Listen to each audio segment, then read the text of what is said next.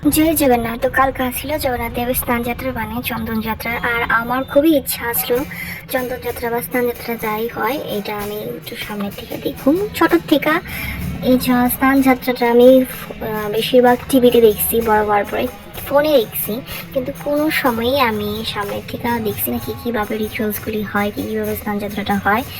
তো আমার খুব উৎসাহ আসলো, ইচ্ছা আসলো আমি জগন্নাথ দেবের কাছে যাবো স্নান যাত্রার দিন। ঠাকুরের আদেশে আমি যেতেও পারছি, আমি গিয়ে খুবই খুবই খুশি হয়েছি, কারণ আমার মানে সবচেয়ে পছন্দের টাইমে আমি গেছি। এই সন্ধ্যা আরতি হয় ওই সময়টা আমার খুবই ভালো লাগে। আর ওইখানে যাওয়ার পরে যখন আমি এই সন্ধ্যা আরতিটা অ্যাটেন্ড করছি, একটা পজিটিভ ফিল হয়, পজিটিভ একটা অরা আছে এই জগন্নাথ বাড়িতে গেলে, খুবই ভালো লাগে আমার।